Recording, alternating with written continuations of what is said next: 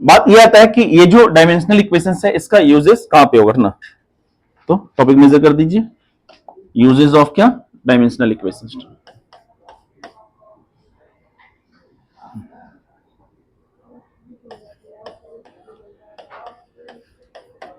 Uses of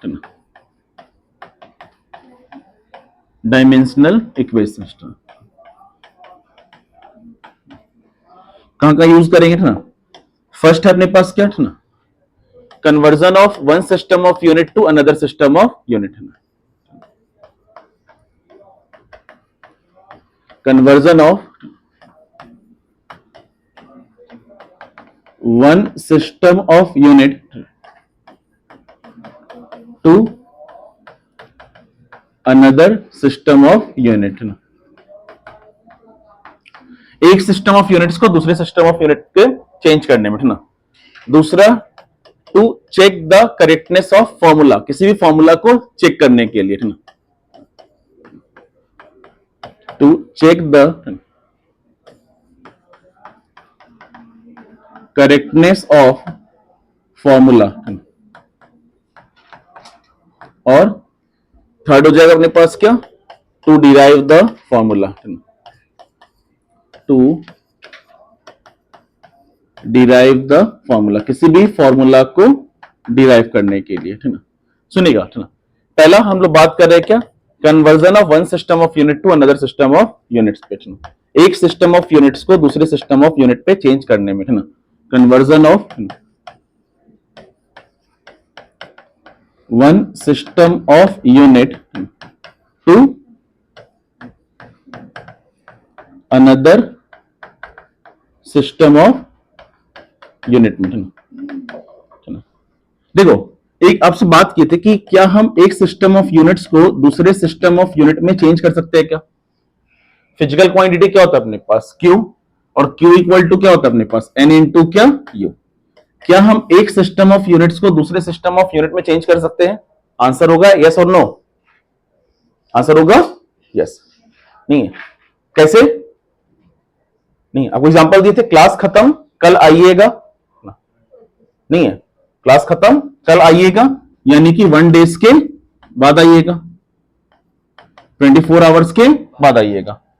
अगले महीने आइएगा, नहीं है, 1 मंथ के बाद आइएगा, 30 डेज के बाद आइएगा। अगले साल आइएगा, नहीं है, 1 ईयर के बाद आइएगा, है ना। 11 का पैसा बचा लीजिएगा, 1 ईयर के बाद आइएगा, 12 मंथ के बाद आइएगा, या 365 डेज के बाद आइएगा। समझ में आया क्या ना। तो क्या हम एक सिस्टम ऑफ यूनिट्स को Q equal to N1 U1 equal to क्या हो जाएगा N2 U2, क्या हम एक सिस्टम ऑफ यूनिट्स को दूसरे सिस्टम ऑफ यूनिट में चेंज कर सकते हैं क्या।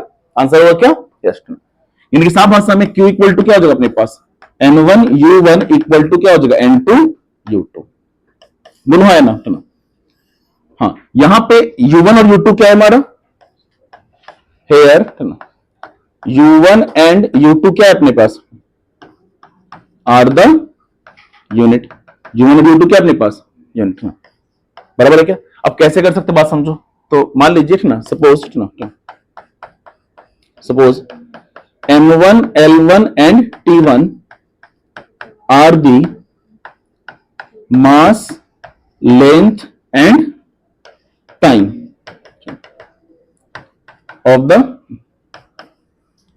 of the first quantities,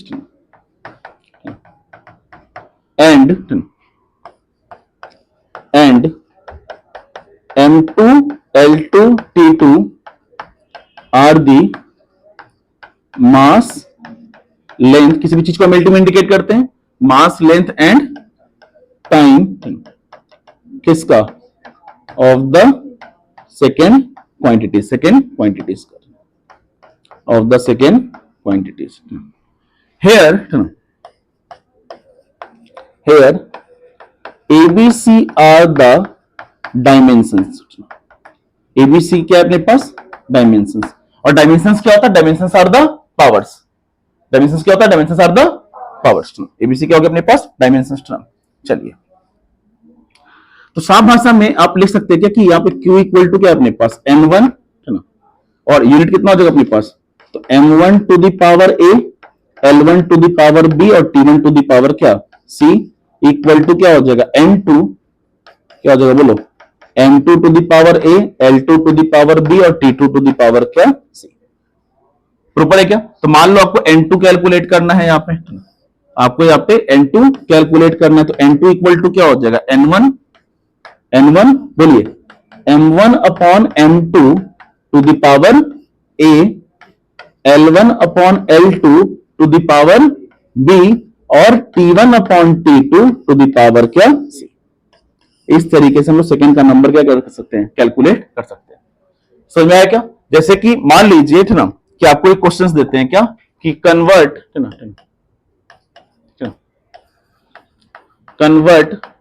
1 newton is equal to how much डायन।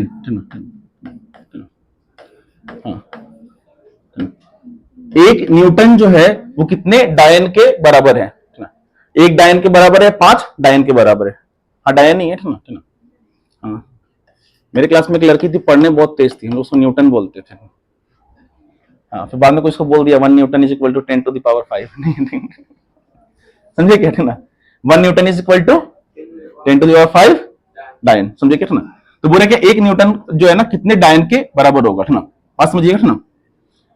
चलिए मान लीजिए कि न्यूटन जो है ना, सॉल्यूशन सुन लो आराम से ना। न्यूटन इज द ना, एक सुन लेना फिर आपको बनाने के लिए देंगे ना। Newton is the absolute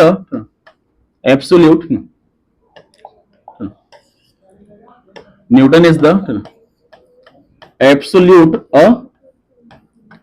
unit of, किसका यूनिट है अपने पास? फोर्स का। फोर्स का यूनिट क्या होता है अपने पास? Newton is absolute unit of force in SI system, SI में है ना, एंड डायन इन किसमें? सीजीएस में, CGS system.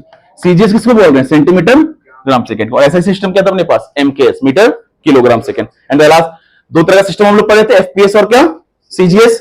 FPS foot pound second, CGS क्या centimetre gram second. And the last system we have to derive is SI system. SI system internationally, और SI system में हम लोग किसको रख रहे थे? मीटर किलोग्राम सेकंड को, एमकेएस को। तो न्यूटन जो है, न्यूटन क्या अपने पास है? Newton is the absolute unit of force of in क्या SI system, and the dyne is क्या सीजीएस सिस्टम। चलो तो एक तरफ है ना, एक तरफ आप एसआई को रख लो, एक तरफ किसको रख लो? सीजीएस को। 1 न्यूटन बोल रहे थे ना, 1 न्यूटन इज इक्वल टू ना, तो ये कितना हो जाएगा अपने पास? M1 L1 और क्या T1। इधर क्या हो जाएगा अपने पास? M2 L2 और क्या T2।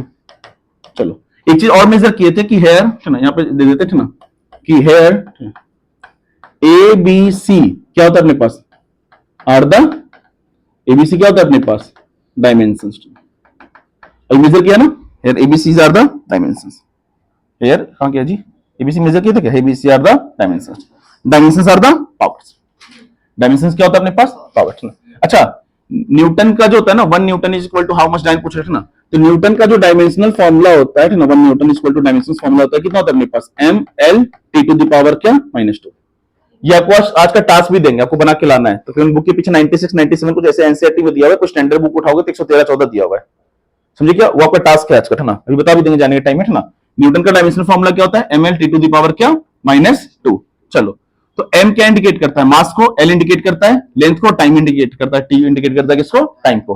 तो 1 न्यूटन बोले ना, यानी कि 1 kg हो जाएगा। तो 1 kg इक्वल टू कितना? 1 kg नहीं, अपने को एक यूनिट को ना दूसरे यूनिट में चेंज करना है। कितना हो जाएगा अपने पास? अरे M1 M2 L1 L2 और क्या हो जाएगा? T1 T2। तो 1 kg ये कितना हो जाएगा? 1 मीटर। और ये कितना हो जाएगा? 1 सेकेंड। तो पड़े क्या? इधर आ जाओ ना, ये कितना हो जाएगा? 1 इसका वेट ना, ग्राम ना। ये कितना हो जाएगा अपने पास? 1 सेंटीमीटर। और ये कितना हो जाएगा? 1 सेकेंड।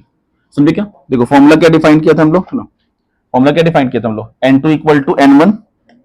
फॉर्मूला क्या था अपने पास? N2 इक्वल टू क्या? N1।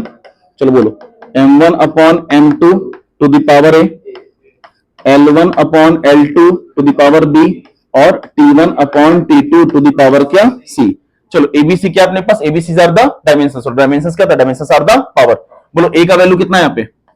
ABC are the dimensions, dimensions are the power. m का पावर कितना है अपने पास 1, चलो l का पावर 1 और t का power -2। ABC are the dimensions are the powers.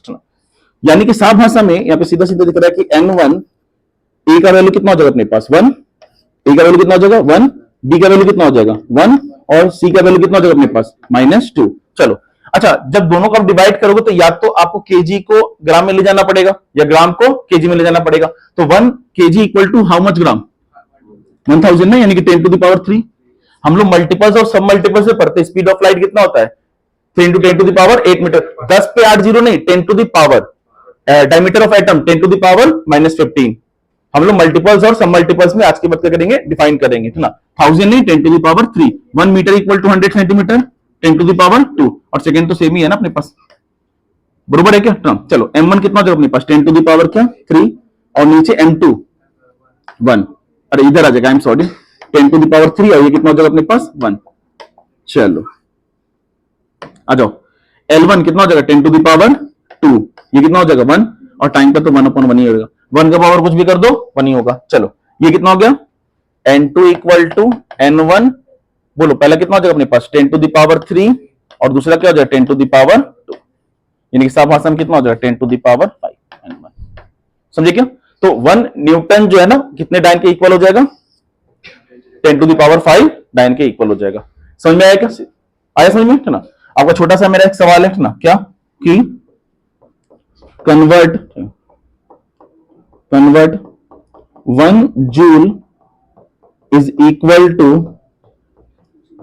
To how much